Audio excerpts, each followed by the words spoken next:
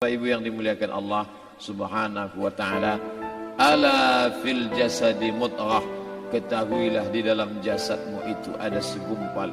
Idza saluhat, kalau dia baik, saluhal jasadu kulluh, yang lain ikut menjadi baik. Wa idza fasadat, kalau dia rusak, fasadal jasadu kulluh, yang lain ikut menjadi rusak. Di mana dia? Ala wahyal qalb, dia adalah hati. Maka yang pertama kali menghitam itu, apa kata Allah? Kalla bal rana, ada satu titik hitam, ala qulubihim, ada satu titik hitam di dalam hati mereka. Ketika satu titik dibiarkan berubah menjadi dua titik dibiarkan berubah menjadi 3 titik, 5 titik, 10, 100, 1000, maka dia pun menjadi hitam semuanya. Ketika hati sudah hitam, maka itulah azab di atas azab. Khatamallahu ala qulubihim. Setelah hati menghitam, terkunci, menular ke telinga. Wa ala sam'ihim. Setelah telinga, wa ala absarihim ghishawah. Padahal 3 itulah nanti yang akan ditanya di hadapan Allah. Inna sam'a wal basar wal fuad. Coba lihat, ketika akan ditanya, yang ditanya 3, tapi diawali dari telinga. Inna sam'a wal basar wal fuad, telinga, mata, hati. Tapi ketika terkunci, yang duluan dikunci hati.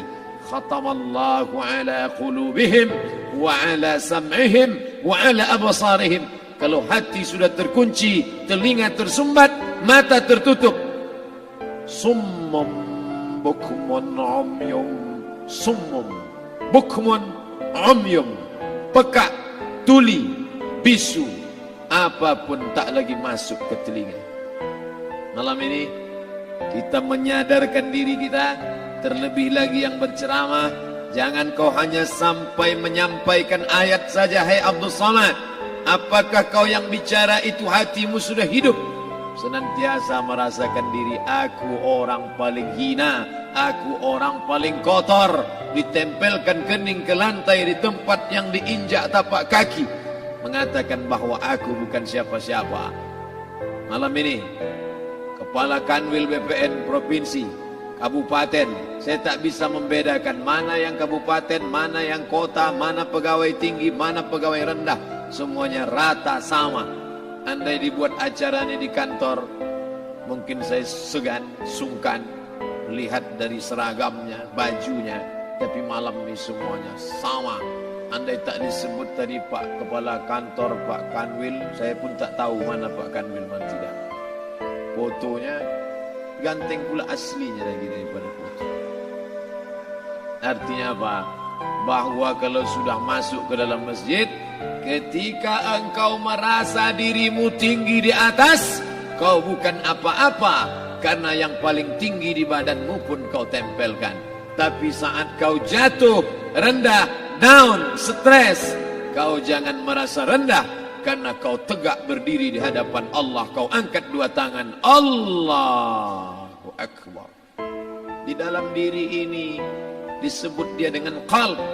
Kenapa disebut qalb? Orang Arab menyebut qalb qallaba, karena sifatnya berbolak-balik. Pada saat selesai salat, astaghfirullahalazim, tidak ada yang paling bersih, dia bersih. Tapi pada saat petang sore hari, yusbihu mu'minan, paginya putih, bersih, tak bernoda. Wa yumsi kafiran, petangnya hitam.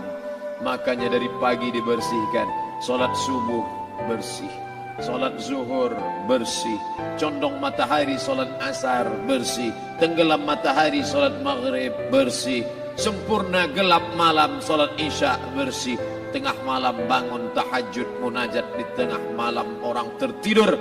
Wa tusalli bil laili wan nasu niyam, engkau tegak di waktu malam, di saat orang semua sedang tenggelam dalam lelap tidur panjang, tapi engkau menangis meratap mengenang dosa begitu banyak.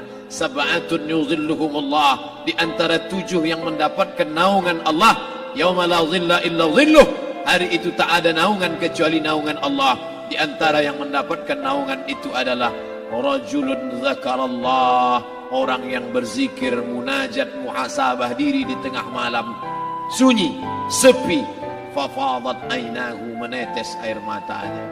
Berapa banyak sudah harta dititipkan Allah, berapa kupakai untuk zakat, wakaf, infak, sedekah, wasiat, hibah, ghanimah, harta rampasan perang di zaman Nabi. 7 harta yang akan menolong di hadapan Allah, 1 pun tak dipakai. Umur diberikan Allah 40, 60, 70. Berapa yang kupakai untuk menolong agama Allah? Berapa yang kupakai untuk mengingat Allah? Mata, tangan, telinga, kaki akan diminta tanggung jawab di hadapan Allah. Al-yawma nakhtimu ala afwahihim, mulut terkunci, wa tukallimuna aydihim, tangan akan bicara, wa tashhadu arjuluhum, kaki akan bersaksi di hadapan Allah. Siapa yang bisa menolong waktu itu? Kalau pernah tangan ini saat punya kekuasaan, 1 coretan tanda tangan bisa mempermudah urusan masjid. Sebutir kekuasaan yang dititipkan Allah bisa dipakai menolong agama Allah. Itulah yang akan menolong di hadapan Allah. Apa yang disampaikan malam ini, semua biaya pengurusan masjid 0. Itulah sesungguhnya yang akan menolong di hadapan Allah. Adapun harta yang disimpan, tabungan, deposito, tanah, rumah, kendaraan, semua akan tinggal menjadi harta warisan. Istri mengambil 1/4 kalau ada anak. Kalau tak ada anak, istri mengambil 1/8. 1 miliar 125 juta bulan untuk istri. Kalau dia tak tahu hukum gono gini. Kalau dia tahu gono gini, dia tuntut ke pengadilan, dipotong lagi menjadi 2. 500 untuk dia. Dari yang 500 dapat lagi dia 75. 575 bulan untuk dia. Sisanya 425 diambil anak laki-laki 2 kali bagian anak perempuan. Lalu yang kita bawa mati apa? Dulu dibangga-banggakan, dihormati, dimuliakan. Yang kami muliakan Al-Mukarram, Al-Ustad.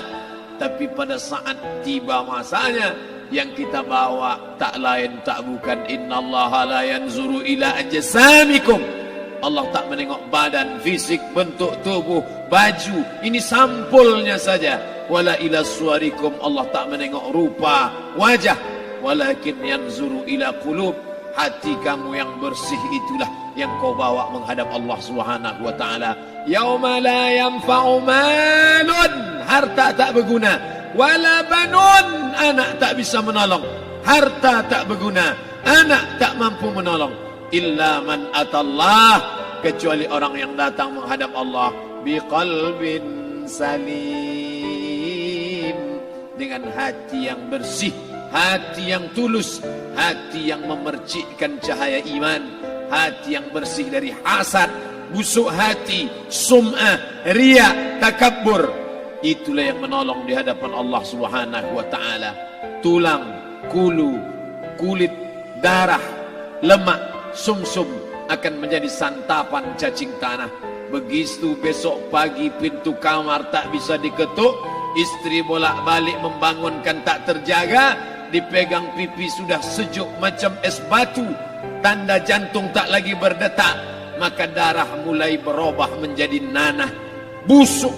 1, 2, 3 hari kalau tidak disuntik formalin, jasad paling busuk jasad manusia, karena semua dia makan herbivora, tanaman saja.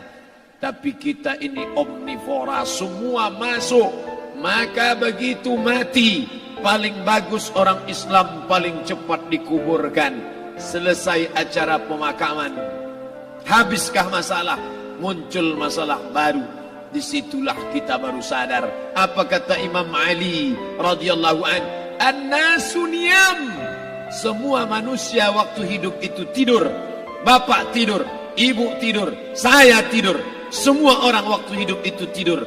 Falamma matu, ketika dia mati, disitulah dia baru terjaga dari tidur panjang. Saat Israel mencabut nyawa, ditarikkannya adalah satu centapan yang kuat.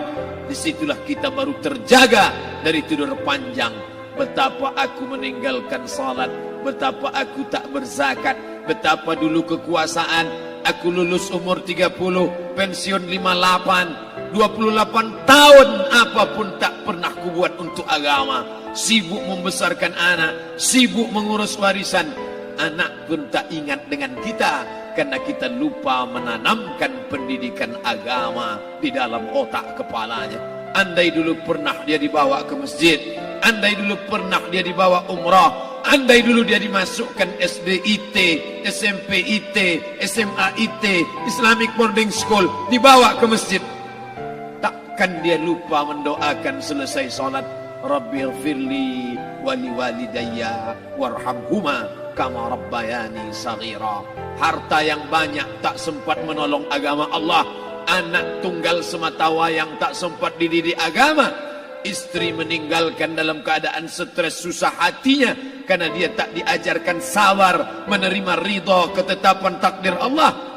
Dan paling celaka, tak pernah anggota tubuh ini dipakai untuk berzikir, muhasabah, mengingat Allah. Tak pernah mata dipakai menengok Quran, kitab suci Allah. Tak pernah dipakai hati merenung sejenak, apa yang akan kubawa mati menghadap Allah Subhanahu wa ta'ala.